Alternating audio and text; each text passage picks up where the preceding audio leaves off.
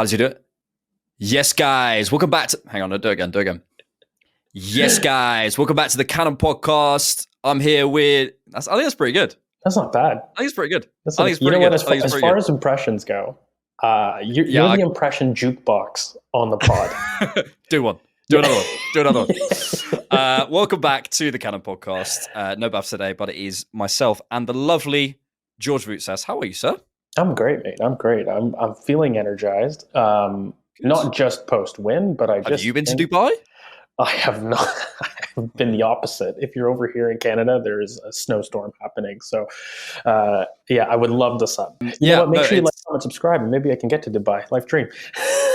Yeah. Get on the Patreon. Not only do you get an invitation to George's wedding, you actually get a plane ticket to Dubai on the Patreon. So, do you know what I mean? We are here to chat. We're going to do a bit of a sort of mailbag episode, mainly because Bhavs isn't here and we haven't got any topic ideas because we're not geniuses in that way. But first, we should discuss the Palace game, should we not? 5-0, which was massive. And I think to start this off, we sort of spoke about this a little bit on the instant reaction. There's so much positive out of this. I do want to discuss sort of the area of improvements, but I don't want that to feel like in any way taking away from the massive positives. I took so much out of that game. Getting that off the sort of the monkey off the back, going away to Dubai, you can imagine all of the conversations, everything was about, can we put the ball in the back of the net? Can we put the ball in the back of the net? To go and do that 5 times, no matter how it happened, is really, really big. So yeah, thoughts on maybe just the positives on that? I think I had maybe a reduced thought process on it because I love the game personally. I think that we had very obvious left-hand side issues, but there was a lot of green shoots of improvement, even in the way that we used Trossard, that I felt pointed towards more consideration of balance. And then I started to see, a lot of maximize a lot of the little wins that we haven't been doing in attack lately. And I think that Palace, to be fair, played completely into our hands. And, it couldn't have been an easier opponent to do some of the things that we did. But fundamentally, I still feel as though, this whole set piece narrative I find really jarring. I really want to kind of bring it up in general. Like, why are we critiquing a strength of a team? If we're going to sit here, for example, and talk about how some teams have ball striking in terms of Liverpool and have a variety of profiles, why are we saying that it's a bad thing for Arsenal to, by the way, 2 years on the bounce, be the best set piece team in the league? It's no longer marginal. It's no longer something that you sit there and say, is it sustainable or not? We've proven it to be. It's a strength of the team. So praise it. You're not going to have very many people like Gabriel Magalhaes that provide 5 goals a season with their set pieces. That is something that he's consistently done. It's a massive strength. And maybe we should go there first. I do hear those people. I think the only thing I'd say is maybe just to put the opposite opinion across, because I agree with you, and I think broadly we should be celebrating this, and it should be a massive thing, and people should be going, this is a huge strength of this Arsenal team. Some people have, we want to find that inevitable player. We want to find that player who can do this thing that no one else can do. Which I share, by the way, as a want, an inevitability. 100%. But in terms of the set pieces, name me another team that can do what we do. So that is, it's a massive strength, and I think we should be taking that in. I think though the argument against it, the argument around it, is around the idea that because we're not creating loads and loads from open play, I can see why people feel a little bit frustrated. I can understand that. Maybe let's start with a debate on that, because actually I want to come to that point. How much of this is hangover from the first 2 months of the season, and how much of this is hangover from us wanting to see a particular style? Because I think on one hand, we absolutely haven't maximized the balance of the squad. That's been the case all season. Completely true. I don't think, for example, we platform our superstars. I've been talking about this on the channel for a while. Well enough. Completely true. But ever since Gabriel Jesus has come into the team, not only have Arsenal had the broad greatest XG, but the broad open play XG, and they've led that in the league since he's come back. And that includes the beginning part when Gabby Jesus wasn't himself. And that is from sample as of mid-November. So I'm really I'm struggling here that I think people aren't bookmarking fairly some of the story of the season, where I feel the first half of it, up until Newcastle, has absolutely been a story of the team maximizes its efficiency, ironically, with very minimal creation that we're sitting there bemoaning from last season. And then we switch, where we absolutely have become the most creative team in the league since Jesus has come back, while still not recognizing the same creativity, but we are metrics-wise the most creative through open play and broad XG, but at the same token have fallen to inefficiency issues throughout the entirety of the squad. And it could be argued, in fact, it's just propped up in the numbers, we are producing our best numbers all season with the worst results. And that, I think, has really marred a narrative about how creative we are broadly and how much this team is struggling right now in terms of us trying to balance our game style changes. And that's where I really struggle with, because let me just pull up the tweet, and while you think about that and just let it ruminate for a second, in that kind of the numbers post, I kind of went back. Scott Willis does a brilliant job about kind of providing fans with this narrative, and there were some other people that as well have propped up some of the open play XG metrics. But I guess, how do you view the creativity conversation? Because I still think our balance is an issue. I still don't love the way that we access central areas, but I'm struggling to really marry that with kind of the facts of our physical open play. Even a team that isn't complete, and I'm only taking the Jesus sample because I think it's fair to assume that if you're starting number 9 is not fit, you're not going to be producing the potential of your team. I hear that. I hear all that, and I think that's all valid. To put across maybe the counterpoint again, if you look at our open play XG numbers, we're still, and again, what you said about the hangover, this is 100% a hangover from the beginning of the season, and maybe the bookmarking needs to be done. But I think in the sort of maybe the dialogue about the team, you can understand why people still feel that way when we are, I know for a fact from Opta analysts, we're 10th in the league for open play goals and we're 7th in the league for open play XG.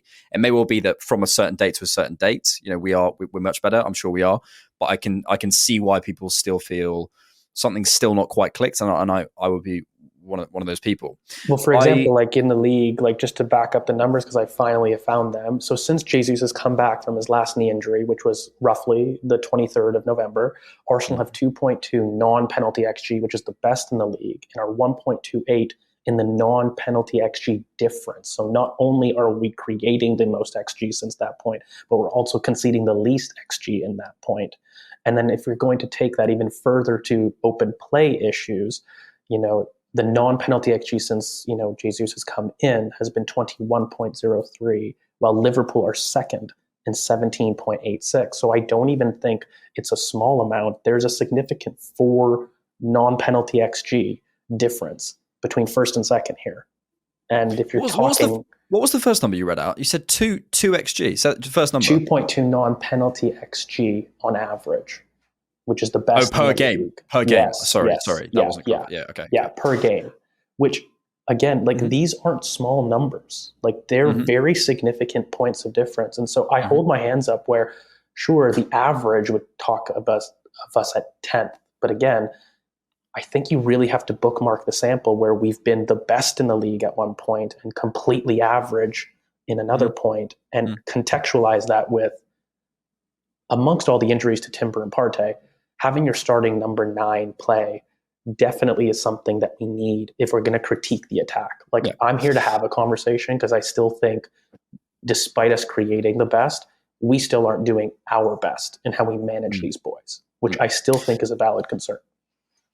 Yes, and I would be one of those. I think on the open play, on those numbers, look, they're numbers and you can't necessarily deny them, but anecdotally, I was looking for a video today. The last time we scored a goal from open play, now transition goals count as open play, of course they do, but the last time we scored a goal from what we might determine as open play, as in breaking down a block, was against Luton, arguably, because you look back at the for example, the Havertz goal against Brighton. You could argue it's on a transition. Again, you can make an argument the other way and say, well, that's definitely from open play. I think you can make an argument that the Saka goal against Fulham is on the transition because Martinelli breaks away down the left and then he has the shot which spills to Saka. So we're looking back in the beginning of December, whatever. And, again, you can sort of construct arguments both ways, but I don't know. I'm less convinced. Again, it's the perennial conversation in football, right? About like the numbers versus the eye test. And I just think when I'm watching this team at the moment, I don't feel much of a threat from open play. I don't feel when we're playing around the box that something's about to happen. Then I start to look at the sort of the overall picture, which probably is, I think you're right to say maybe we need to bookmark it since Jesus has come back. But when I look at the overall picture, I start to think, I don't know, I think there's something there.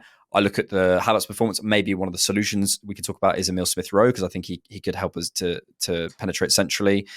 And I look at our approach play, and I think I said this on the instant reaction as well.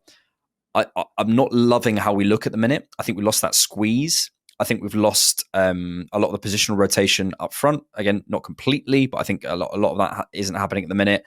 I think the balance of the attack doesn't look quite right. So we may be creating XG, in a certain phrase. But when you look at the whole season, I think when you look at certain, you look back to, how many actual open play, breaking teams down, getting that goal have we scored since even that Wolves game, where that 2-1 at home. I don't know. So I don't know. I think probably the balance of the argument falls down on the idea that we are looking better and there's less of a concern. But I don't think that's the same. And I don't think this is what you're saying.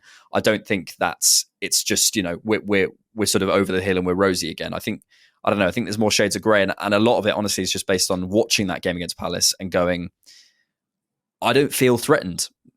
I'm not on the pitch, but I don't think Palace feel threatened. I think they feel threatened from set pieces. I think they feel threatened on the transition. But when we're sat around, as we will be for the rest of the season, trying to break teams down, I still think there's something missing. I don't know. I mean, I'll be on. I just have to say what I feel. I felt, and I've even said on the channel here, that I feel that we are due a 5-0 pasting from teams. And I feel that there's been a severe inefficiency issue. And I think that there's been a level of confidence that's taken for a lot of people. I still don't think that we platform our superstars fundamentally. And I don't think we've even done that, by the way, last season when people say we were at our fluid best. I still don't think that. I mean, we definitely had a lot more wide overloads, and there was definitely more priority to getting Martinelli inside. So it was better. I still don't think it was great. And I still don't think that the amount of defensive work rate, like if we're going to talk about Bukayo Saka at Palace, what a phenomenal defensive shift. But why the heck are we having somebody who is our superstar back to the byline? Like, I don't like those things. I love that they're humble enough to do it, but don't do those things. And it's just, I struggle because I've also kind of had a look at some of the pressing numbers. Like when you're talking about the squeeze, maybe during Palace, the lines seemed longer, but I think that's because Palace were so horrible and they're maintaining their midfield distances that we went over the top and successfully killed them that way. And possibly, and sorry to cut you off, but possibly to pull them out of their block. It's not, you watch, that massive chasm, which I felt between Saliba and Jesus in that game. But I've had a little bit of a look into it, and it is more of a theme than it was last season. But it could also be a tactic. And I will say this, because I've said this for a while: our press is the biggest difference from last season to this season, and we've talked about it on this channel quite a bit. And the fact that we've gone a lot more zonal in occupation has been something we've done. But I will put this out, and I don't think it's illogical. Look at Manchester City in the last 2 to 3 years in terms of their peak performance of when they go into a title. And look at their slumps, quote unquote. Now, a slump for Man City is not large, but look at when they occur. They always occur at the beginning of the season, November, December. I've never seen Manchester City slump in March and April. Now, I seriously do believe, and the numbers reflect this, we've now finally become the top PPDA turnovers, which again is pressures per defensive actions for those that may not know that are listening, and they kind of represent the quote unquote pressing ability of a team. We have finally gone from quite mid-table at the beginning of the season to first, tied with Liverpool to this.